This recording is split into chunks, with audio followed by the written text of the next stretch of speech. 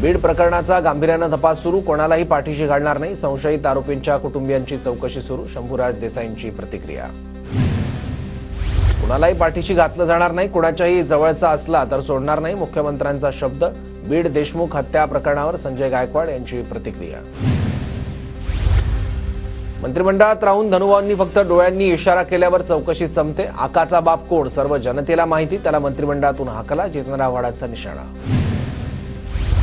वाल्मिक कराड धनंजय मुंडे यांचा कार्यकर्ता तर वाल्मिक कराड खंडणीखोर, संजय गायकवाड यांची प्रतिक्रिया.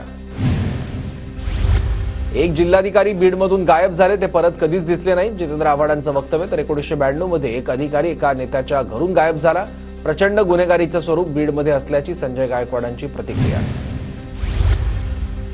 रुपाली ठोंबरे पाटील यांचा जितेंद्र आव्हाडांवर गंभीर आरोप, रुपाली पाटलांनी जितेंद्र आव्हाडांचे व्हॉट्सअप चॅट दाखवले, उद्याचा मसाला रेडी ठेव, चॅटमध्ये उल्लेख. तर रुपाली पाटलांनी दाखवलेले स्क्रीनशॉट फेक, आव्हाडांकडून आरोपांचं खंडन.